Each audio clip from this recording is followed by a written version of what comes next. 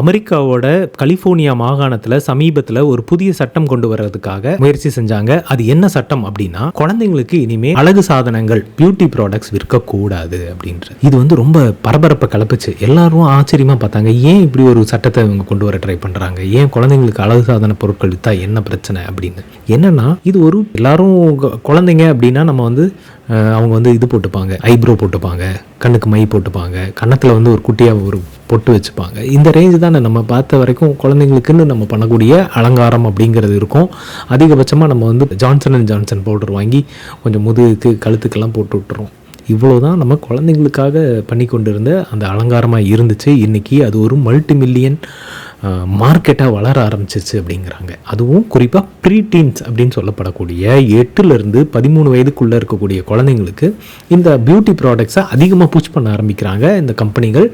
அதே மாதிரி டீனேஜில் இருக்க குழந்தைங்களையும் டார்கெட் பண்ணுறாங்க. ஏன் அப்படின்னா, பெரியவங்களை விட இந்த வளரிளம் குழந்தைங்க இருக்காங்க இல்லையா, அது ப்ரீ டீனில் இருக்க குழந்தைங்களும் டீனேஜில் இருக்க குழந்தைங்களும் தான் இவங்களுக்கான முக்கியமான டார்கெட்டாக இருக்காங்க. ஏன்னா அவங்க தான் அதிகமான பியூட்டி கான்சியஸ்னஸோடு இருக்காங்க.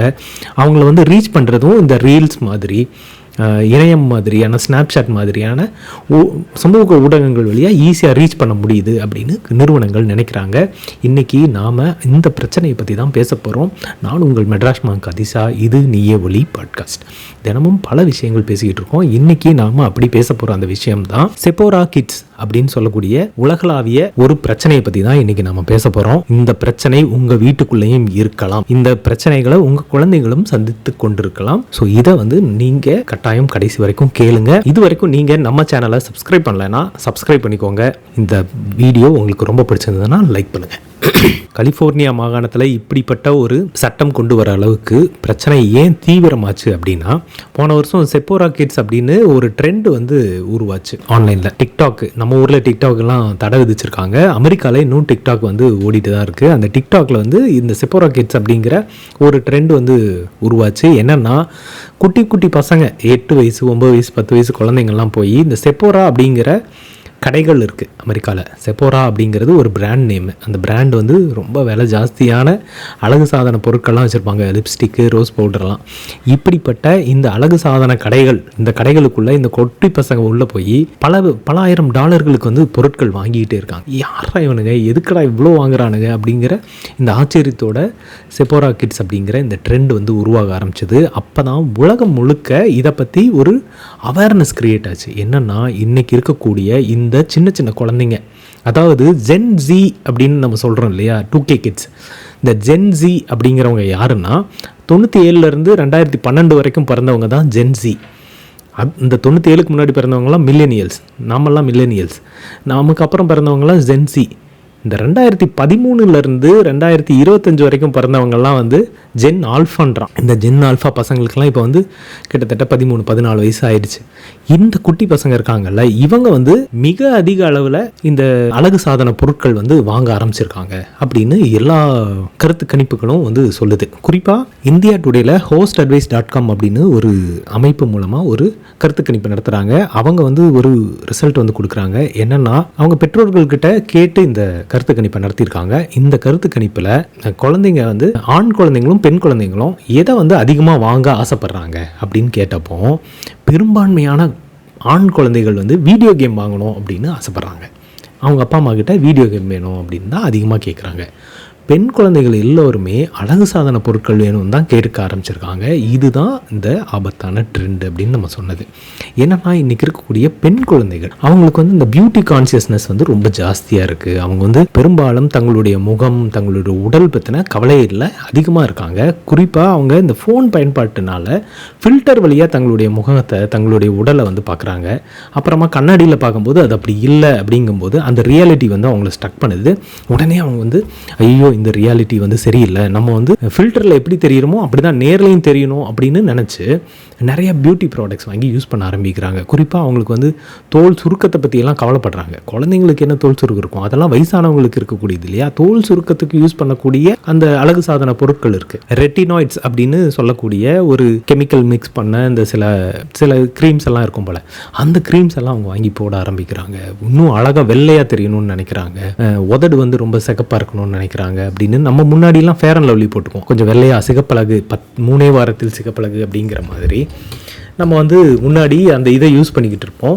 இப்போ வந்து இந்த குழந்தைங்க இதிலேருந்து தாண்டி வராங்க. அவங்களுக்கு வந்து இன்னும் மேலே மேலே அழகு வந்து தேவைப்படுது. அவங்களுக்கு வந்து இன்னும் தங்களை வந்து வெளிப்படுத்திக்கணும்னு ஆசைப்படுறாங்க, இன்னும் நல்லா வெளிக்காட்டிக்கணும்னு நினைக்கிறாங்க.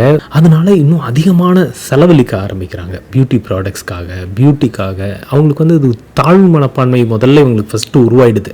இந்த சோஷியல் மீடியா வந்து கம்பேரிசனை வளர்க்குது நமக்குள்ளே.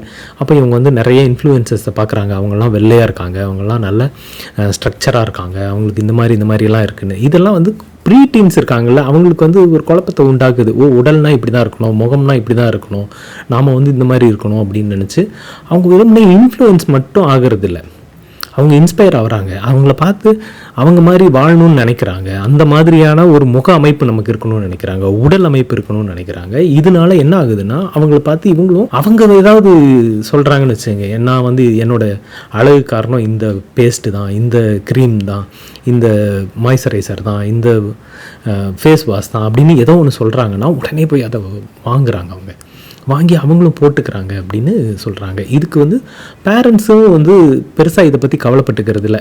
சரி, ஏதோ ஒன்று அழகாக இருக்கணும்னு நினச்சி ஏதோ கேட்குது அப்படின்னு நினைக்கிறாங்க. இன்னொரு பக்கம் பேரண்ட்ஸோடது எல்லாத்தையும் எடுத்து இவங்க போட்டுக்கிறாங்க. இதுவுமே ஒரு ஆபத்தான ட்ரெண்டாக மாறுது. இன்றைக்கி நீங்கள் குழந்தைங்கள நல்லா கவனிச்சிருந்தீங்கன்னா தெரிஞ்சிருக்கோம், அவங்களுடைய விளையாட்டுக்களில் வந்து அதிகமான அளவு இந்த மேக்கப் அப்படிங்கிறது வந்து வந்துருச்சு. அவங்களுக்கு வந்து வீடியோ கேம்ஸ்லலாம் பார்த்திங்கன்னா பூனைக்கு மேக்கப் போடுறாங்க, ஏதோ ஒரு குழந்தைய பொம்மையை வச்சு மேக்கப் போடுறாங்க. இந்த மேக்கப் போடுறது அப்படிங்கிறது கொஞ்சம் கொஞ்சம் நார்மலைஸ் ஆகுது அவங்களுக்கு. அப்புறமா வீட்லேயே வந்து இந்த மேக்கப் கிட் வச்சு விளையாடுற மாதிரியான விளையாட்டு ஜாமான் வாங்கி கொடுக்குறோம். அதில் வந்து எல்லா வகையான மேக்கப் ஐட்டம்ஸும் இருக்குது. ஸோ இது வந்து அவங்களுக்கு ஒரு பெரிய இன்ஃப்ளூயன்ஸாக மாறுது அப்படிங்கிறாங்க. இன்னொரு பக்கம் என்னென்னா, பேரண்ட்ஸே இப்போ வந்து நிறைய செலவழிக்கக்கூடியவங்களாக இருக்காங்க, நிறைய செலவு பண்ணுறாங்க மேக்கப்புக்காக. அவங்க அதிகமான அளவில் பணம் செலவு பண்ணக்கூடியவங்களாக இருக்காங்க. நிறையா வந்து பியூட்டி பார்லருக்கு செலவு பண்ணுறாங்க, பியூட்டி ப்ராடக்ட்ஸ் நிறைய வாங்குறாங்க, நிறைய யூஸ் பண்ணுறாங்க. அப்படின்னும் போது அதை பார்த்து வளரக்கூடிய குழந்தைங்களுக்கு இது தப்பு இல்லை, இதில் நார்மல் தான் அப்படின்னு அவங்க நினச்சி, உண்மையில் அவங்களுக்கு வந்து ஹெல்த்தி லைஃப் ஸ்டைல் மூலமாக எப்படி நம்ம முகத்தை உடம்பை அழகாக வச்சுக்கிறது அப்படிங்கிறத தான் நம்ம கற்றுக் கொடுக்கணும் ஒழிய இது கிடையாது. பட் என்னென்னா, அன்ஃபார்ச்சுனேட்லி இன்றைக்கி நாமளே கூட அதை ஃபாலோ பண்ணக்கூடியவங்களாக இருக்கோன்றது ஒரு பிரச்சனையாக இருக்குது. என்னென்னா, இந்த அழகு சாதன பொருட்கள் எதுவுமே குழந்தைங்களுக்காக தயாரிக்கப்படுறது. இதில் வந்து சல்ஃபேட்ஸ் இருக்கும், பேராபின்ஸ் இருக்கும், டாக்ஸிக் கெமிக்கல்ஸ் இருக்கும்.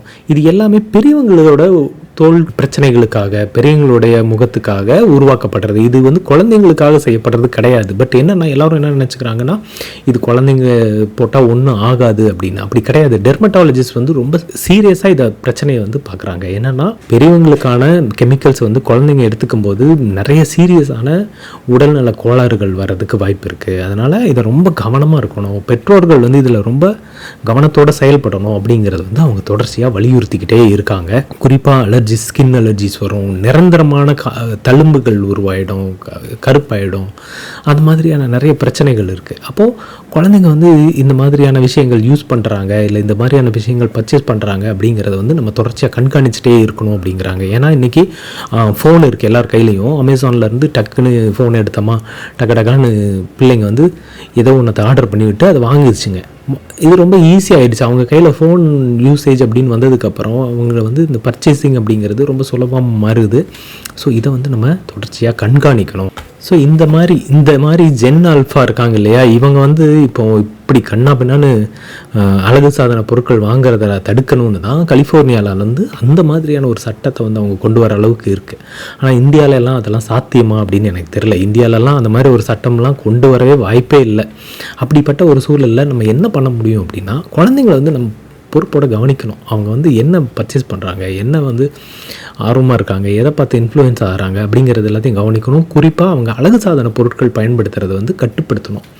அவங்க வந்து அழகு சாதன பொருட்கள் பயன்படுத்துகிறாங்க அப்படின்னா அவங்களுக்கு எடுத்து சொல்லணும். உண்மையான அழகுன்றது ப்ராப்பரான ஹெல்த்தி டயட்டில் இருந்து, ஹெல்த்தியான எக்ஸசைஸ் பண்ணுறதுனால, நிறையா ஒழுங்கான தண்ணி குடிக்கணும், ஃப்ரூட்ஸ் நிறையா சாப்பிட்ணும், வெஜிடபிள்ஸ் நிறையா சாப்பிட்ணும், கீரை சாப்பிட்ணுன்னு நம்ம ஹெல்த்தியான வேலை எப்படியெல்லாம் நம்ம அழகாக இருக்க முடியும் அப்படிங்கிறத வலியுறுத்தி அவங்களுக்கு கற்றுக் கொடுக்குற இதுதான் இதுக்கான சொல்யூஷனாக இருக்குமே ஒழிய கவர்மெண்ட் வந்து இதுக்காக ஒரு சட்டத்தை போட்டு குழந்தைங்கள்லாம் வந்து இதை வாங்கக்கூடாது அப்படின்னு சொல்கிற அளவுக்கு இல்லை. ஏன்னா இன்றைக்கி வந்து அமெரிக்கா மாதிரி கிடையாது.